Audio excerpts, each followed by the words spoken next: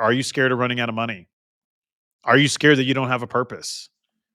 Is your ego and your identity tied up to your career? These are all real feelings and okay.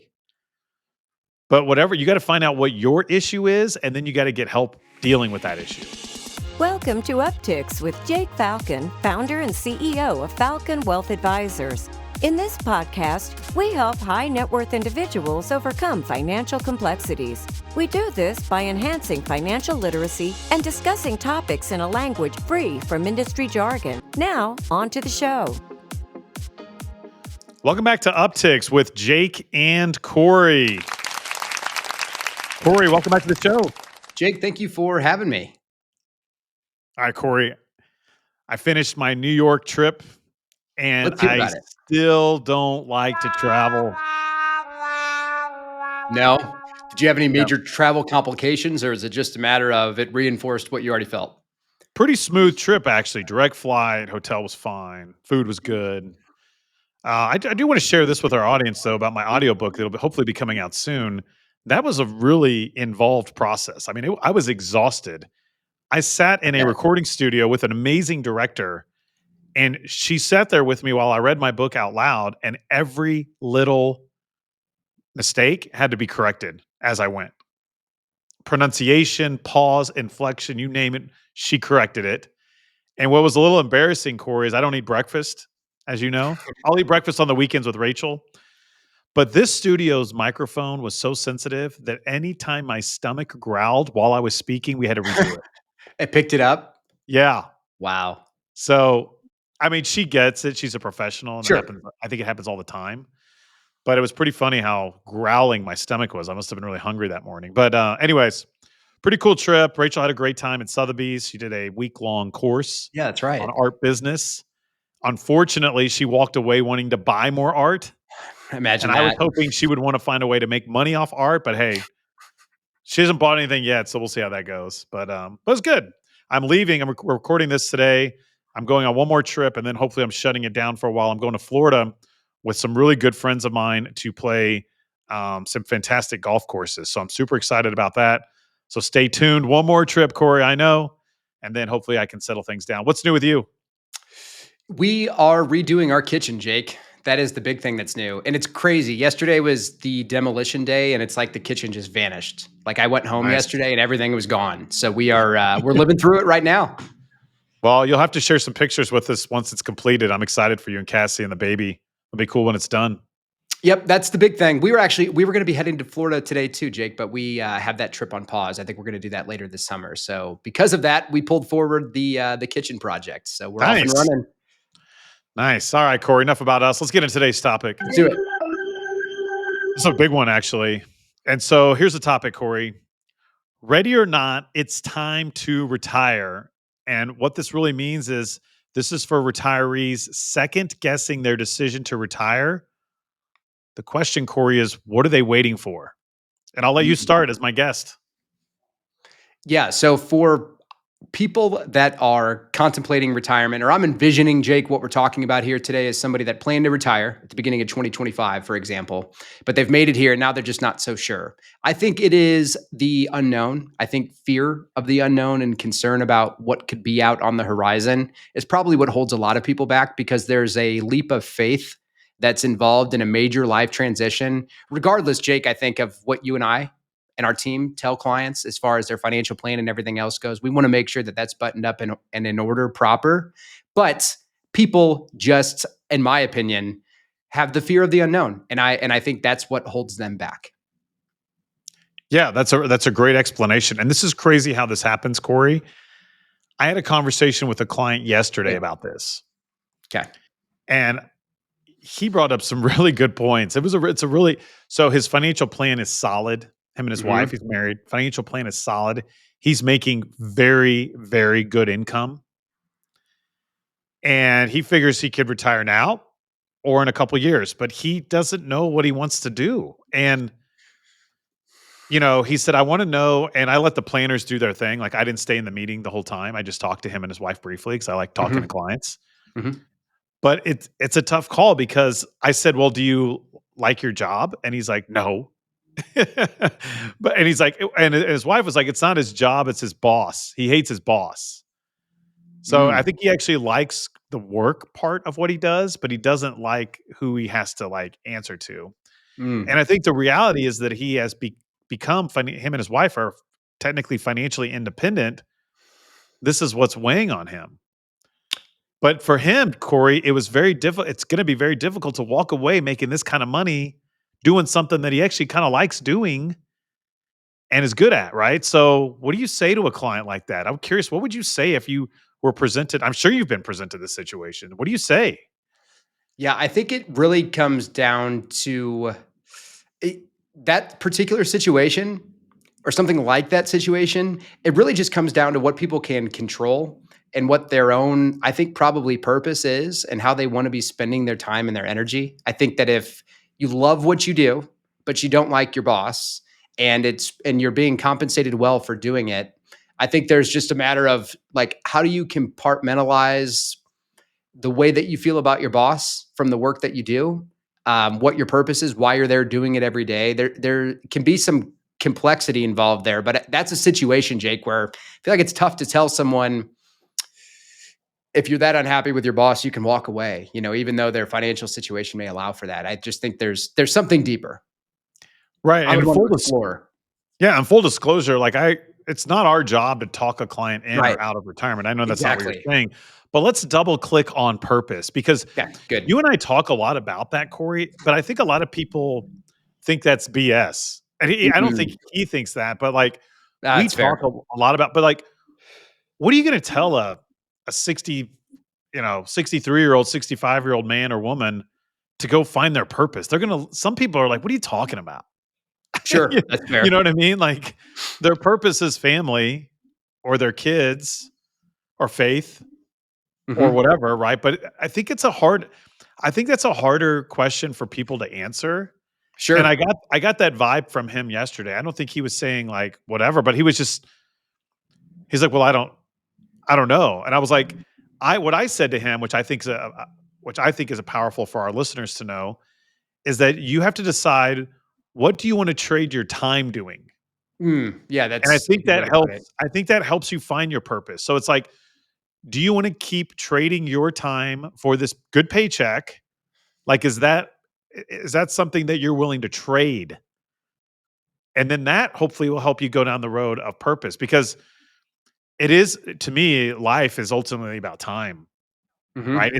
It's finite for everybody, every human being, it's finite. So it's like you have a set amount of time, and the problem is, I think, as humans, Corey, is that we don't none of us know how long that time is. So I think a lot of people think it is infinite, right? And But I it's think not. Yeah. I think they work too long because of that, maybe. Or they make wrong decisions because they think they're gonna live forever. That's a great point. Right. So there's some exercise. I haven't done this. Have you ever done this? There's a calendar or something you can buy out there that has like Mm. average life expectancy, and then I think it has like every dot is a week, and it's a lot of dots, but I know like what you're talking about. Yep. you're supposed to take away a dot every week, and then it's like this is all you have left.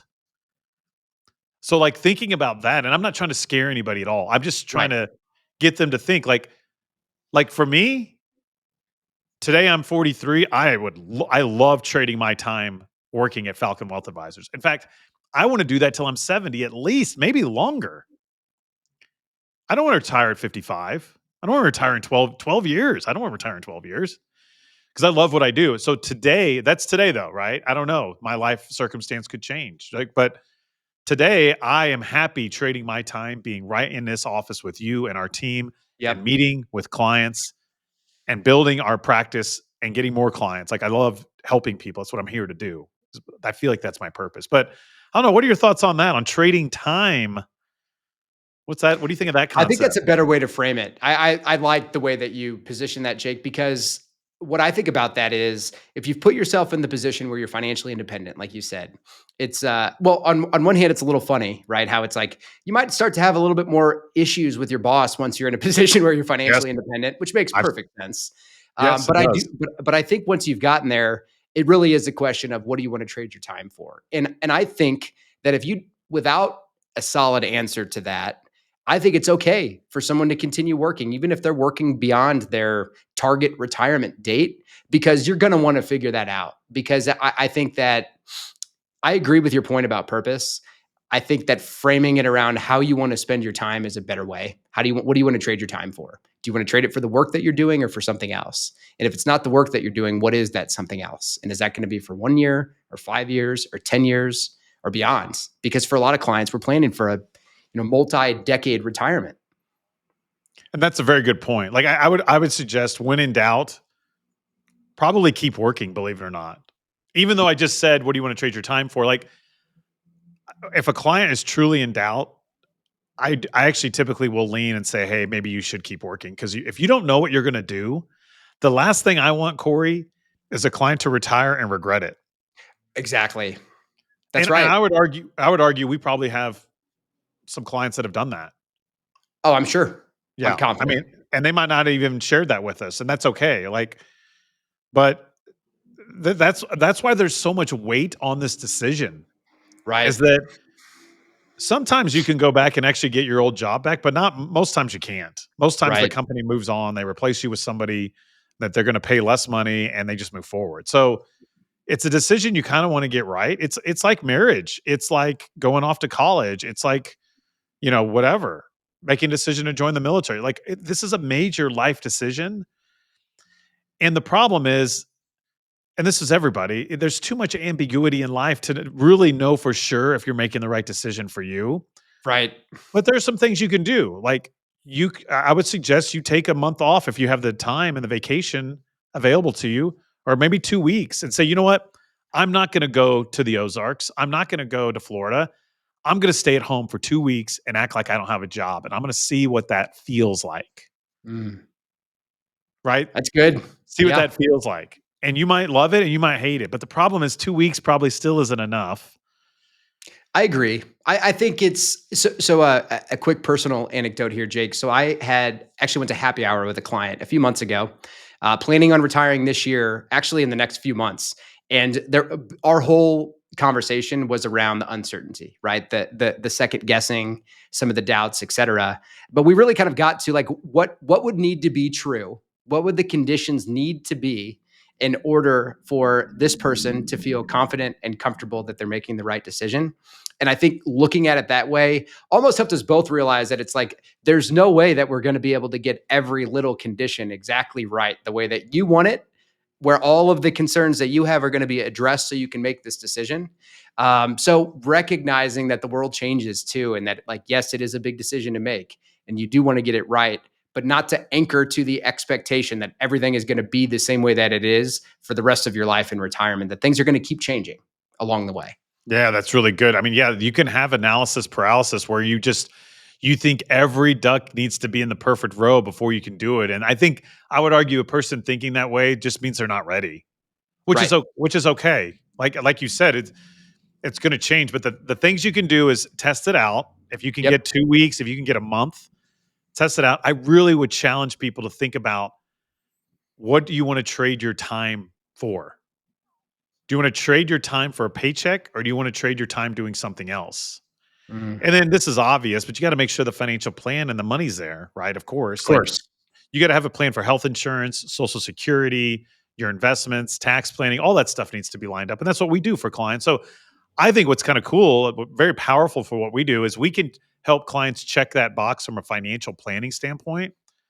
But this is what I told him. This is what I ended up telling him. I was like, I can't tell you from the emotional. Like, unfortunately, and he appreciated that. Like, I was like, unfortunately, I didn't say unfortunately, but like, you have to figure that out on your own. Now, we have access to a retirement coach that can help people. So if you need help, quick commercial, if you need help from the emotional standpoint Mhm. and you want to go deeper than what me and Cory and our team can do, go out there and follow me on Instagram, Jake_Falcon_CRPC, and just message me coach.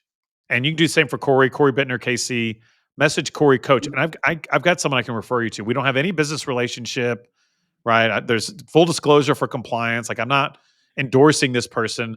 I'm just saying there are other resources available that are non-financial coaching that can maybe help you get to a great emotional place to set yourself up for retirement because it's supposed to be a fun time.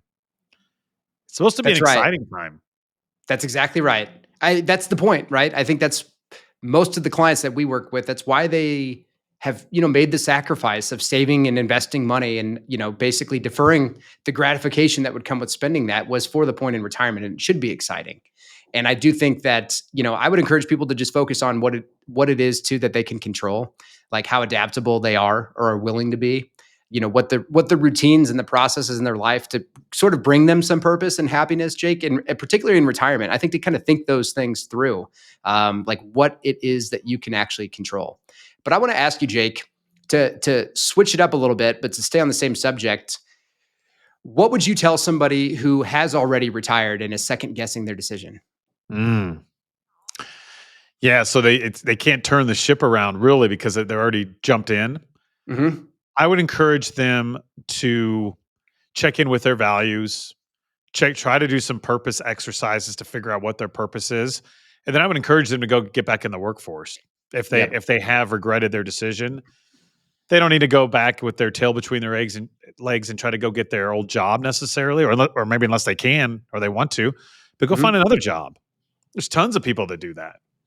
I Yep. have tons of clients that are on their Encore careers and are loving it.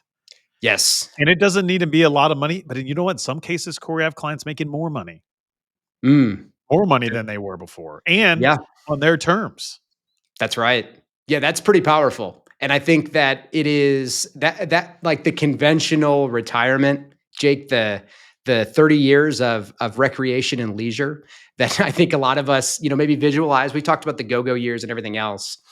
We know that that's not reality as far as the long term goes, but I do think exactly what you're talking about. And my experience in more conversations with more clients and prospective clients is that they do find, some purpose in having some type of employment in retirement. I feel like there's something that they're going and doing that is contributing. And it's not always all about the money, but what I also find interesting is that there are all kinds of companies that are thrilled to have people that are retired from a professional career go do some kind of other work because they're reliable, dependable people that care about Right, doing a good job. Like companies cannot hire enough of those people.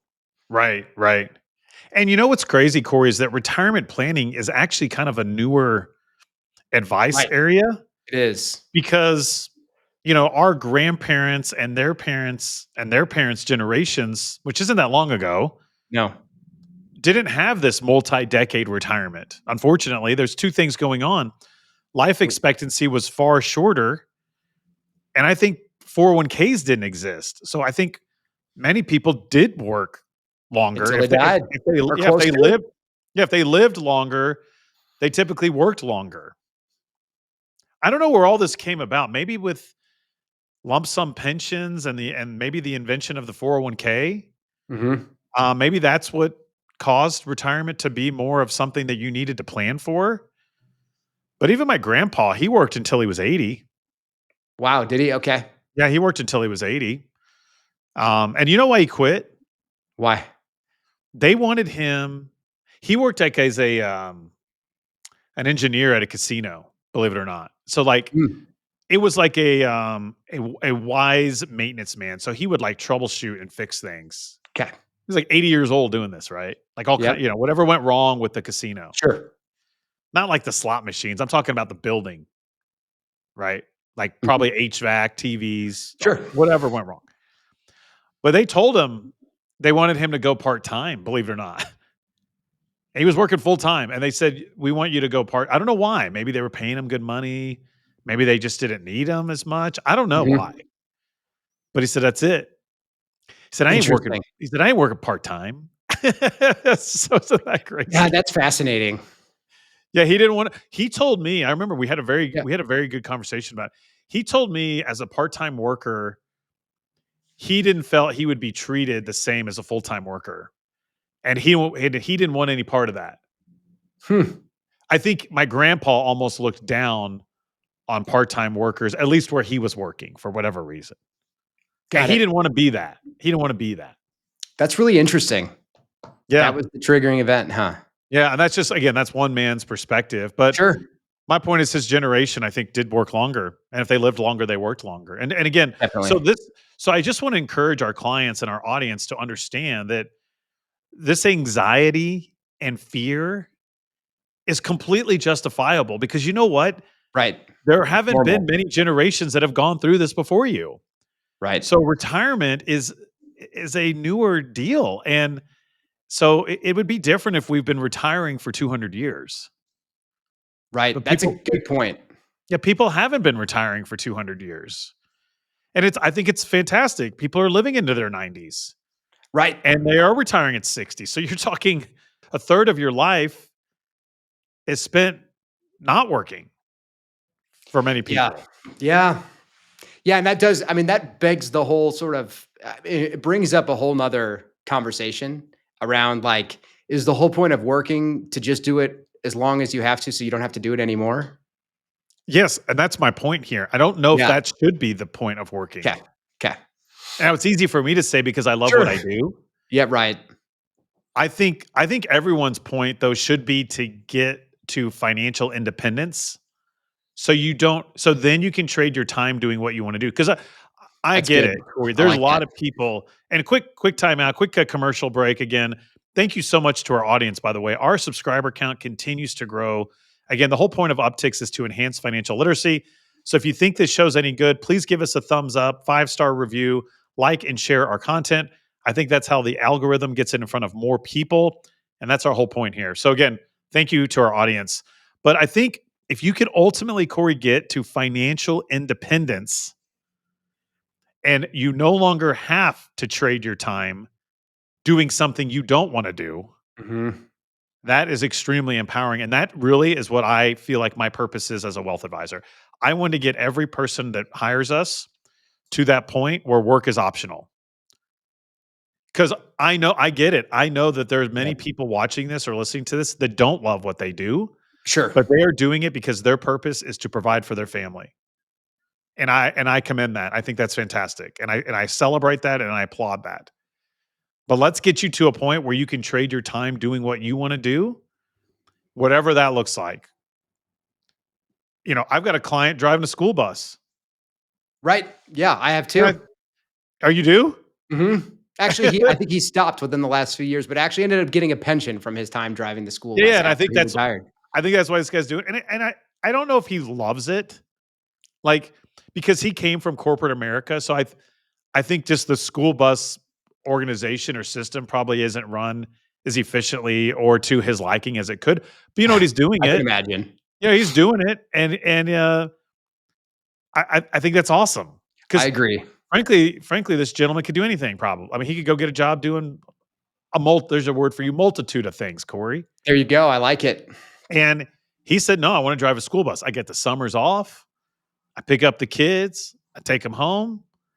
I think maybe he'll get some sort of pension or whatever the school place offers." And so that's my point, though. He's trading his time doing something he wants to do right now.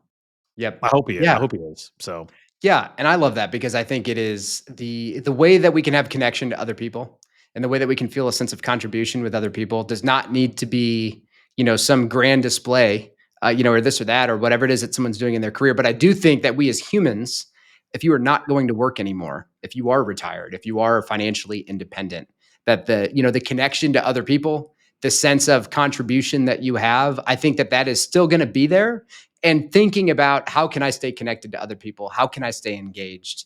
How can I feel like a contributor if I'm not working anymore? Are really good, thoughtful questions to consider if someone's on the fence or if someone's second guessing their decision or they're trying to figure out how they're going to spend their time.